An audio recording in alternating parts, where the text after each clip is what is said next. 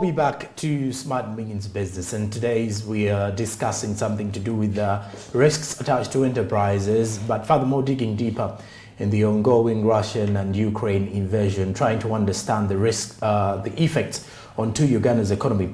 When you greatly look at some of the businessmen and as well as some of the politicians have come out to actually attach the rising commodity prices to the ongoing war, something that we can agree or disagree depending on the situation or depending on how you're reading the situation.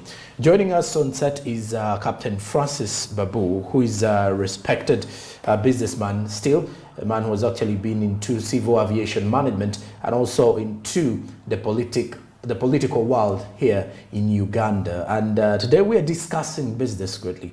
And many thanks for joining us this morning. Thank you very much, and good morning to all our viewers. Good morning to you. A wet morning. It is. You know, very cold morning. It's not really cold. I mean, when you say cold, my dear, when it is cold, you will not be sitting here shaking. Yes, we do. It is a bit cool. Okay. But it's been hot the whole week, so it's a nice morning, Oh. a pleasant morning. Oh, exactly. The weather seems to be very conducive for anyone. Let's now try to start it off with a very fast question in our discussion here. We do have the challenge with our businesses here in Uganda. Yes. When you look at the small-scale businesses, most of them fail to reach their first birthday.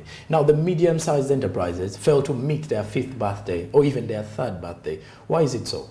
Well, many years ago, there was a study made in Britain, and they studied all the small businesses. This was when Thatcher was in power and Reagan was on the other side in the United States.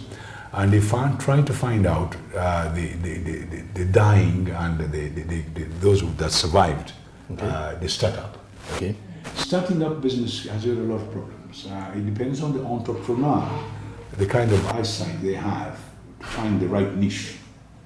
Now, a lot of people, when they're starting businesses, either they are copycats, either they don't have the right sight.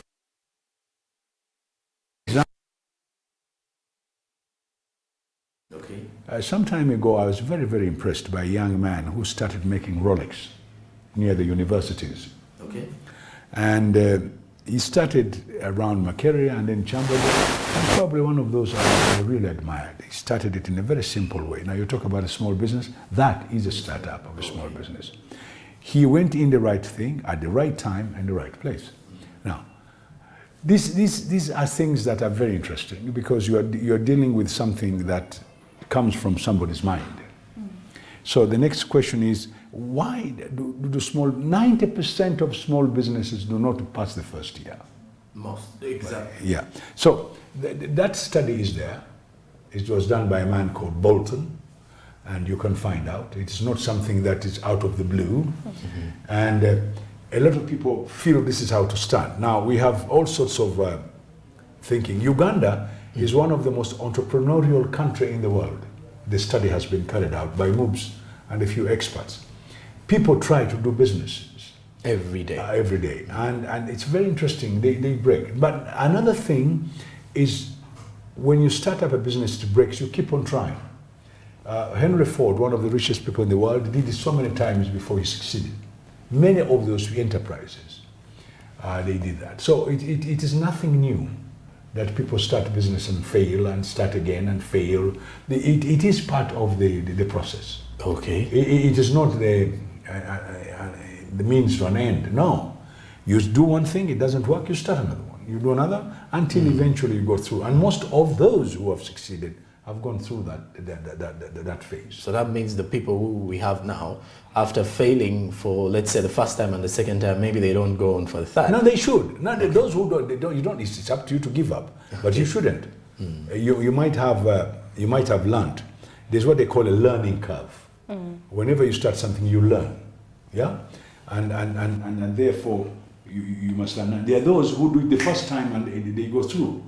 There are those who do it the second time. There are those who do after the second, fifth time. Now, if you read examples of people like Henry Ford and many of these people, even the guy who started the iPhone had problems. Okay. You know, it's nothing abnormal. Okay, and should it be a situation to be comfortable with, and when I fail, I'm just comfortable and I know that I'm going to prove that the next time? No, what have you learned? It's up to you. What do you want to do next? For example, we have in the world, whenever there is the laws of the country, whenever they open, certain businesses come onto play. Let's take media, for example. Let's take television and radio. Okay. Government of Uganda had one radio station, one UTV, and there was nothing else. And they sat down, looked at the liberalization, and they said, look, open the floodgate. You open the floodgate, suddenly everybody started the radio station, suddenly everybody started television. After that, by laws of nature, there's going to be something called in the merging, shakeouts. Companies are going to fail, others are going to go on, others are going to combine, new ones are going to start. So it is a process. I do agree at some point. And don't you think this sometimes affects our economy or government? And in that case, what should government do to ensure that this trend is revised? One of the reasons for liberalization is to improve the economy. It's like jogging the economy. Allow, let's say, what the private sector can do. The private sector has also got its weaknesses. And therefore, government must find mitigating factors to try and balance. I'll give you an example. Capitalism requires the ownership, private ownership. In doing so, the motive is profit. When motive is profit, what the tendencies are, there's a lot of things that go wrong. They don't train anybody. So government has to come out with mitigating factors to try and overcome those weaknesses that are within the system. Now, for example, like skilling. All of you are media people, but you are media, you went to school, you studied this theoretically, but now we've got to train you to be able to come here and work. Execute. Yeah, so in some countries, they have special schools that, like a lawyer must go to the law development center, like engineers must go for apprenticeship, doctors go for internship, that kind of thing. Now, we need this for every job so that people are skilled. And when the people are skilled, they are able to stay within the capitalistic system. Okay. So that's where we're actually failing out. Now, Captain, let's also look at the situation regarding the Russian and Ukraine war, besides the fact affecting the startups here. But I do believe now this war is playing a very pivotal role in the ongoing crisis in Uganda. Because when you look at what, let's say, you refer to them as sometimes half-baked politicians who come out and tell us that the reason as to why these prices are hiking is you'll ask them, he'll tell you, don't you see the Russians are fighting Ukrainians? These prices are getting into that situation. Now, let's first try to look at this. How is it affecting our economy? If the economy was like a sea, which is calm, and you could see the water, it's like a table. And then suddenly there was a wind, which turned the water, and then you see the waves. And now these waves are the kind of the kind of shocks that come because of the wind. Now imagine the wind called war, destabilizing the world economy. They are not destabilizing only Uganda economy. You're talking about the whole world. Now, are we connected to the world economy? And that's the most important point, first point. Now, the people who say this, they are saying it because some international bodies, some media has talked about the war affecting the economy of Europe, affecting the economy of the United States, affecting the economy of the world in general. Now, when you look at the countries that produce oil, Russia is one of them and produces quite a lot of oil that goes to the Western countries. Largest producer of natural gas. One of them, yes, one of them. Now, when this happens, and there is a war, it is disturbing that stability. It affects the price. For example, if Russia says we will not give you gas, the price goes up, whatever it is. And of course, the other people who are producing gas will also follow suit. Now, oil has got benchmarks. The benchmark of oil in Europe is Brent crude, and in America is a Western Texas indicator, which will now give you the basis of the price. when this happened, the price of oil started going up. And a few weeks ago, it got to about $120 a barrel. The barrel. Now, the United States had to start going around the world to stop this price going up. And after talking to Saudi Arabia and a few other countries, the price has stabilized around $111 a barrel. But that is still very high, especially for third world countries. Now, our oil comes from the Gulf and the Mediterranean. Okay. And it's got what they call the Dubai, Oman, levels, which is about $109, $106, depending on what type of crude we are buying. Okay. Now that eventually affects the price of oil, affects the transportation, affects the middleman, everything put together, the price eventually goes up. Now, oil, petroleum is a multiplier effect in the economy. When transportation is affected and everything is affected, it will affect everything. Now, one will say, but soap is produced locally. Yes, but the ingredients are not all local. So it's actually been a very big concern. That's right. Now, one has to sit down and look at the factory like Mukwano and Bidco. What is the price of that bar at the end of the production process? From there, what are the addition? Transportation, middlemen, taxation, and so on and so forth. Remember, the ingredients they put in there also have got taxes on them. And most of them are also imported. So once you have put all those together, then you can get the true price of that. On top of that, we also have some crude people, including the factory itself. Sometimes they also hoard. They hold the commodities. The commodities, so they produce less. By producing less, the price goes up. Then they start producing. You have the demand and supply question. Then you also have the businessmen who also sometimes, because government is looking at soap, but the others they don't look at, they also hoard them, the price goes up. So you have a lot of factors that affect the price. And you're speaking about the factors like the commodities that we know made in Uganda being high, at least you highlighted one of them. And Prime Minister recently came out to tell the public that, hey, during their time they used even to use, pawpaw leaves to wash. Do you think, or is Uganda doing enough to mitigate the trickling effect of the war? You're highlighting the war affecting the prices around, affecting commodity prices now, because when things go high, other people tend even to skyrocket them because of that effect. Do you think government is doing enough here? Government has got a limitation on some of these things. But you see, jokes sometimes are not very good. Okay. You realize Will Smith went and slapped somebody on stage in the Oscars. There are certain jokes that should not. Was that a joke? Do you think that was a joke? No, that was satirical. You don't go around playing with people's wives like that. As far as I'm concerned, I think Will Smith was a real man. And I think time has come for jokes to stop at a certain level. Okay, and the joke of washing clothes with pawpaw, was that a joke? It's a joke. Okay, then. It can be done, but not when you're explaining a problem. To people who are actually suffering. Yeah, suffering. Okay. It's like you're putting your finger in their nose. As far as I'm concerned, yes, what she said is possible. If Ugandans said, look, we're not going to pay that price.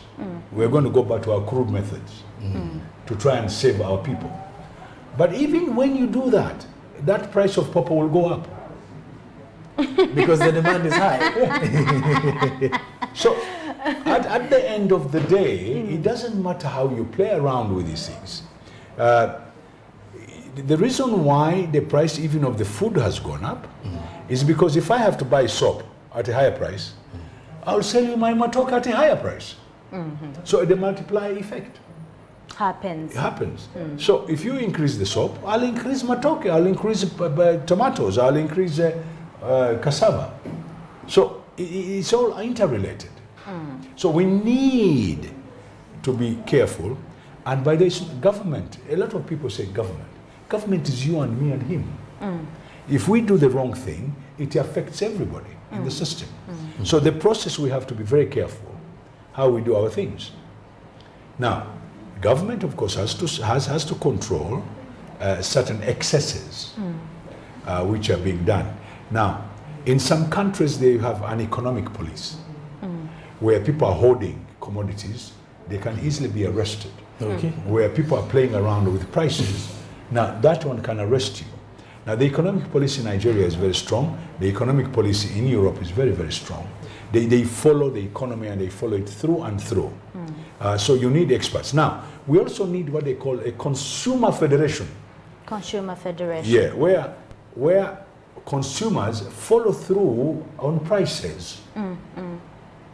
So, a consumer federation was started in America in 1962, March the 15th, by President Kennedy. And they have a federation which follows everything that is being sold. So the people are protected from these funny groups I'm talking about. Captain, when you talk about protection, there is also a huge concern that the government seems to actually care more about a foreign investor than the locals here. Do you think it also adds up to, adds more spices to what we're actually seeing at the end of the day? I don't know if that is true, because the Investment Authority has got figures for the local investor and has got figures for foreigners. Because for the foreigners, Slightly more money at the end of the day. No, even Ugandans, you're allowed, but you must have invested a certain amount of money. The question is very simple. Those are all little things that we can sort out. Okay. Why there are Ugandans who go in partnership with foreigners and they want the foreigners to be given a red carpet? Fine. But is that what we are up to? What is the foreigner investing in? Is it important to our country? Okay. Is he investing in stealing our gold from Karamoja? Or is he investing in food production? Is he investing? What is he investing in? Is he investing in a factory that is going to create jobs and also give us goods that are going to be even exported? So what sort of investor are we talking about? And I think this is where the problem is. Ugandans who have got foreigners, they're hiding behind foreigners and coming up with all sorts of crude, funny little things.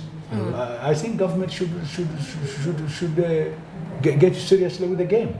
Also, the government has, when you mentioned the government coming out to help and solve certain things, I've seen most of the Ugandans on different social media platforms actually pushing all the criticism to the government that once a price is actually set high, it will not go down. Now look at the situation of the fuel prices. Even when the price was actually shooting to 8,000, the least it could go was 5,200 or 5,000. And it is now static in that particular scenario. That can so be. Do you think the government can check on the prices? That can be explained because there are so many factors involved in that. It can be explained. For example, the taxes. Taxes are not put in money, they are put in percentage. Have you ever realized that? Yes. They say 10%. 30%. 30%, 10%, 15%, 20%. Now let's say it is 10%, just for quick argument. You know? Sorry about that. 10% of 100,000 is 10, don't worry, is 10. The one of 200,000, 10% of 200,000 is 20. So the tax remains the same, 10%, but the prices are changing, therefore the taxes goes higher. For the public to understand it clearly, don't you think we need a ceiling or a stable put rate for these prices at some point? Because someone is concerned out there that, hey, why doesn't government just put, a crossover limit or a cross-on limit, highlighting that, okay, on fuel we need this particular price, shouldn't go this. Even it's crossing now onto employment basis where employees now need, that cross lane of highlighting that this is the salary that is meant for someone with a degree, this is a salary someone meant with a diploma. Don't you think we need that for our sustainability? Manpower survey, this is where they find out how much employment we have and how we are going to compete in the market. Sometimes I think Ugandans tend to live in cloud nine. Okay. They believe things must be done this way. No, you are in the world of an economy where you are supposed to compete. For example, an investor to come and put up his factory here, what does he require? Now, somebody wants to put up a factory here, he has to find out whether his operational costs can be good enough. Now, the reason why Americans, Europeans go to China and go to this is because the labor is cheap. The question is, how cheap can that labor be? Okay, to convince somebody to put up his factory or her factory, for example. So I think the problem is somebody in the Ministry of Finance, these experts we have, the economists, the experts should come out very clearly and explain. Our minimum salary supposedly is 130,000 shillings. I don't know if they've increased it now. That's what Parliament passed. Now, that's for public, from public or even no, everyone. That's the minimum you can from pay the private. For example, your house girl should not get less than 130,000 shillings. It should never be less. If you're less, you're breaking the law. It might be a little bit more now. I'm not quite sure. Quite a number of breaking that law. Yeah, I know. Starting with you, without even the investor. You're talking about the people giving you salaries. Are you paying your workers that money? The minimum wage. Yeah. And so you've got to find out how can we bring our factories here? And how can a factory afford to pay the salaries you're talking about? Now, if you are very expensive and another country next door is charging less, they will go to the next door. Now, the reason why they went to China is because the labor is good and they are able to, not all those factories in China, most of them came from the West. The so-called 5 tigers, where factories were put there to produce the 5 tigers, I think in Singapore, I think Thailand, the countries around the Oriental Sea, and these countries have achieved this. Now, their people started at a very low ebb salary, but as the factories became better, the salaries went up. Okay. Now, it is up to you to build that. It is not going to come the first day. You demand a high salary and they bring a factory. Nobody's going to bring a factory here. Nobody will. Even Ugandans, when they have money, and there's a country where they're going to invest, to put a factory and make money, they're not going to put it here. So you've got to really be in rhythm with the rest of the world. Okay, then. That is hard, and I feel like you're speaking from a perspective of individuality. Like you're pushing it to me as a citizen. You're pushing it to a Ugandan. Correct. Where is the government role here? Okay, where are those in authority? You are the government. Here? Okay, those in authority. You are the government. This is where everybody gets wrong. What you do in your house with your wife, your husband, and your children, anything you do wrongly affects the economy. Okay, Captain. How about the authority then? Now, the authority is you give them your power. Okay, then. So public should pressurize. So you choose the wrong person to be in parliament. You choose the wrong president. It is you. Okay, then. So it's not. It goes back to you. If you want change, it let's goes go to your back house. to you. Okay. If you are having problem with the money in your house, what do? You cut out this, you cut out that, you know, this is exactly the same. The government has to find out how they can mitigate. So that's why people complain when there is a bad expenditure. We are a poor country. This country is not rich at all. People should not tell you lies. In fact, we are in deficit. We've never balanced our budget without getting money from foreigners. We never did most of the things we did without borrowing money. Yes, please. So how do we make money? We don't need jokes here. We need very serious people to tell us how money can be made. Okay, please. And we've got even to exploit our resources. We must have the right people to exploit them. Have we been affected by the Russian and Ukraine war? Oh yes, we have. Any way? Oh yes. How? The whole world has been affected. Let's take it from one word only, the fuel, is enough. Okay. Is enough to put everything down? Yes, to bring a lot of problems in the economies. The the factories will be affected. Transport will be affected. Your transport alone to come here every morning is been affected. Your fuel is affected. Your food is affected. Your rent is affected. Everything is affected. Yes. And speaking of everything being affected, if you're to get down to the statistics here, The Uganda-Russia exports as of in 2020, Uganda exported $9.65 million to Russia. And the main products that Uganda exported to Russia were coffee, which was around 7.65 million.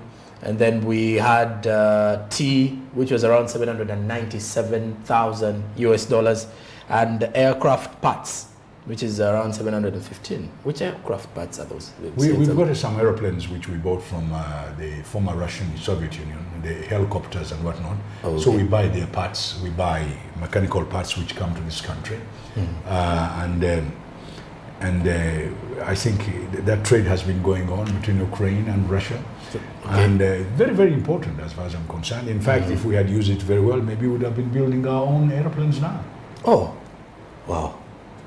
You know, when Captain Babu takes us through that aviation also, you see, you've got to look at a country like Israel.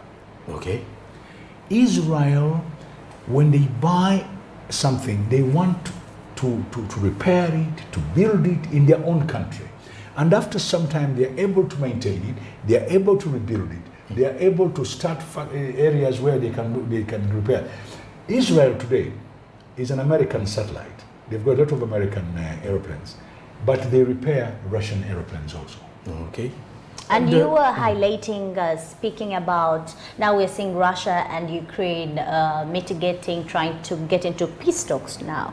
And you're speaking about the oil prices, the promising of it all going down, at least it has reduced with the mitigation with Singapore.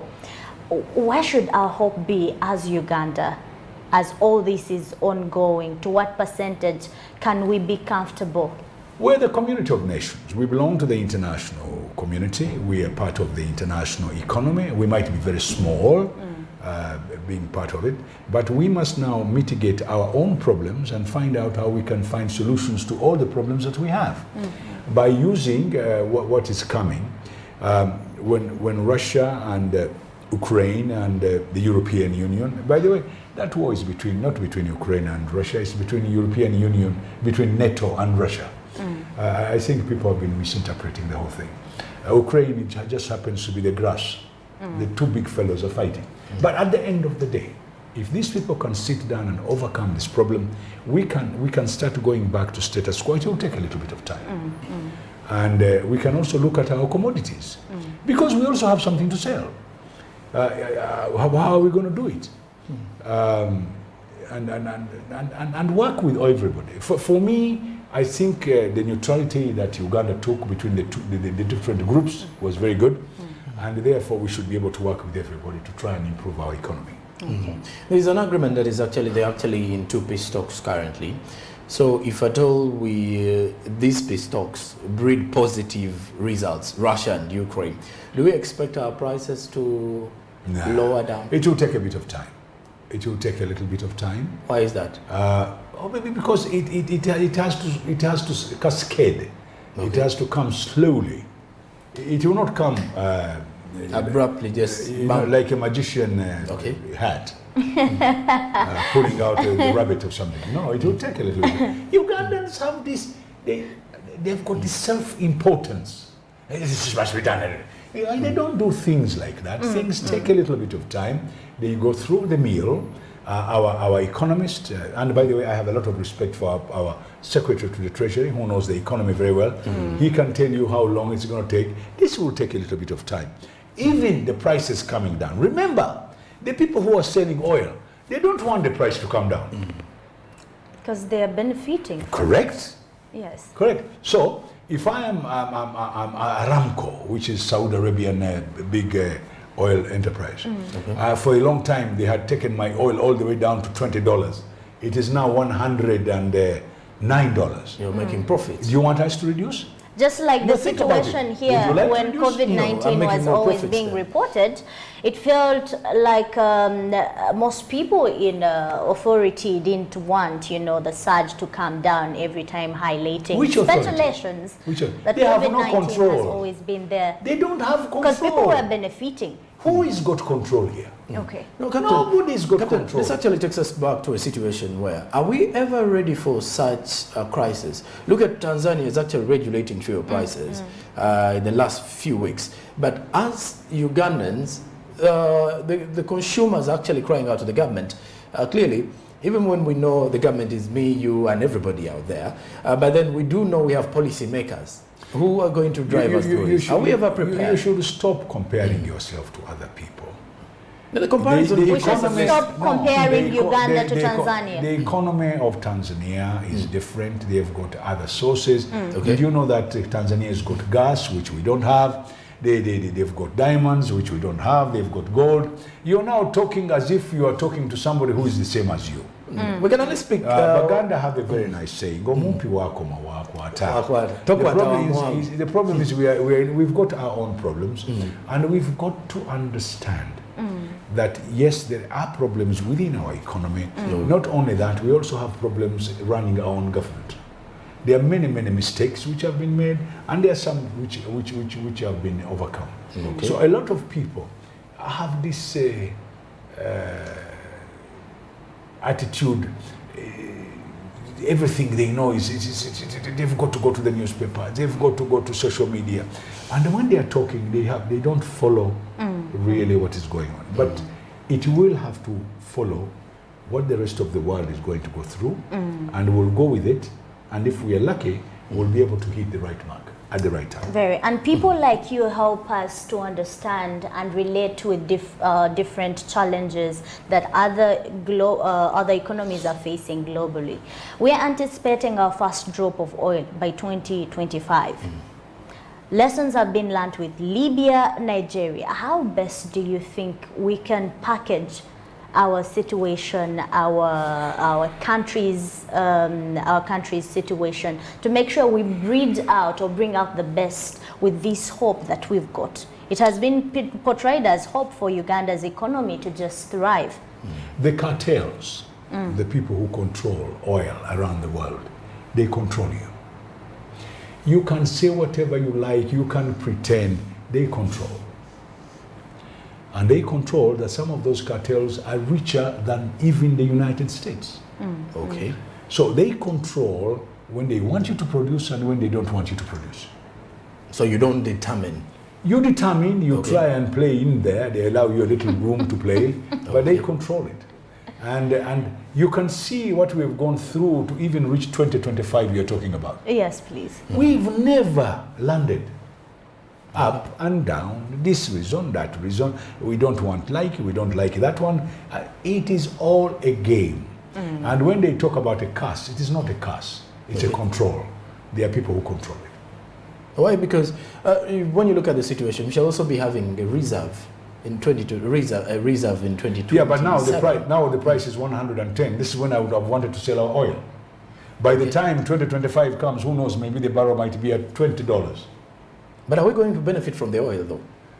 No, yes, whenever you have an extra income, for example, you earn let me assume you earn 1 million shillings. Okay. And then out of the blue, say, no, you're going to get another 200,000 shillings. That is an extra for you, yes. It's an extra. If that money is used very well, it could put a good foundation and start our country developing, put it in the right area, so that the people of this country can benefit. Okay. But you should not use it for consumption. You should use it to invest it so that it can be used to multiply. Okay. So you need some very sharp minds to do that. We don't need people who want to show off with Range Rovers and pretending to be the richest people around town. Yeah, they do not really have the money. They want money. And we've seen Uganda integrating into some of other countries, confliction, war.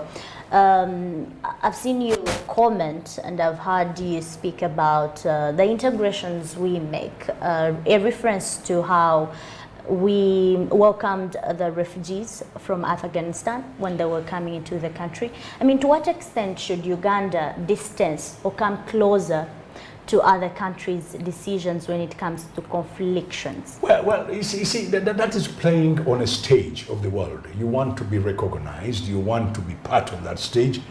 But you're not ready there. But are you there? Okay. You want to be recognized, you're bringing 1 million refugees, you're bringing in the... You're good-hearted. It's like you're telling us we shouldn't be involved in some people's, issues. It's like you're pretending. No, you can't get involved, but to what extent? Okay, to what extent? This country has been helping refugees right from the days of Mau Mau. Kikuyus were looked after here. We looked after the Polish people during the Second World War. Okay. We had people from Poland here. So that's not a very big deal. If we have to look after people from Ukraine, they are not here. From Afghanistan, they have gone. This was a middle place. So people waiting on social media, you waste your time. Don't you have anything useful to do? They came here, they were given a short time, they got in an aeroplane, and they went to different countries. This was a place just to clear them to go to other countries because the time was short. They are not here anymore, are they? They're not. So, really, I think we waste too much time on non-issues. Captain, we should be talking about food. Okay. Because actually, I asked, by then you were highlighting that why didn't the US just host them? No, USA eventually realized that it was so sudden, they needed a place where they could clear, to clear them, to check them out. Okay. And Uganda was one of those countries that offered. And I think Ethiopia did, and some other countries. That was a very small thing. They were not coming as refugees. It was like a stop. A stopover. So sometimes that means the public should have a limitation where we should at least try to focus on our issues like before actually bumping into anything. Social media, people are very noisy on a smartphone. They are not noisy. They are just trying to try their luck. Okay. Captain, we have the DRC as the 7th member of the East African Community. Among the key notes that the President underscored, President Yoweri Museveni, was that they need to also settle the conflicts in Eastern Congo. So Eastern Congo, that is why we also have the Operation Shuja. But besides that, when you look at the initiation, or let's say bringing the Democratic Republic of Congo on board, what does it mean to Uganda first before we actually head to the East African Community? First of all, you've got to go to the African aspirations right from independence time in 1957 when Ghana and many African countries thereafter became independent. Okay. Our aspirations was to unite Africa and get what they called then the United States of Africa. There were differences of opinion on this one. Nkrumah and a few others wanted the whole Africa to become one. A few others says, no, let's start in small blocks like West African, ECOWAS, like East African Community, South African, so on and so forth. Now that was Nyerere's model. Uniting Africa makes them stronger. The question is, how fast do you unite them? East African Community, which the British actually virtually started for us, the East African Common Services Organization, Uganda, Kenya, Tanzania, was doing very well. By expanding and including Rwanda, Burundi, Southern Sudan, and now Congo, is that good enough, and how fast is it? Can we consolidate it? My view is that we've not been going very well, because even recently I read in a newspaper, even giving money to the East African Community to run has not been done very well. And the different stages we had wanted to go from cooperating to the level of confederation and therefore federation is not fast enough. The question is, do we have the political will to unite this country and have a real federation or confederation, as some of them, because now they have started talking about the difference between confederation, the power remains with the state and you have something which sort of puts you together. Federation means you put more power at the center and therefore you're able to run the situation. Okay. Now, with all these debates, one wonders how fast we can get to the federation. Uniting these countries is not difficult. Will the countries accept to lose a little bit of power and have a federation like the United States? Okay. And what do you think DRC is bringing to the table? Oh, a lot. DRC is a fantastic country. The DRC is a nation that has, we should cry for what Belgium and the European Union has done to Congo, the America and everybody who have exploited Congo to the core. They've actually stripped it, and I think, and very seriously so, I'm not going to be very kind to the Western countries on Congo. They've been very unfair to Congo. They've been unfair to Africa in general. And therefore, in my opinion, we are getting a country which we must all protect. They are our brothers and sisters. Okay. And it's a country that has got a lot of things. We can work out together. You know, it's one of the very few countries that has got hydropower from the river Congo, which is the biggest in the world. It's like Brazil. It's got the lungs of the world. That is where we breathe from because of the Ituri forest. It's got minerals. It's got all the riches you can think of. That is a country that can make Africa, it can be the nucleus for the rest of Africa. Okay, then. We expect a lot with that. Captain, now, because of time, we're actually summing up the discussion. But in just a minute, this is off script. Just comment something on the 2.5 billion preparations for the burial of the late speaker.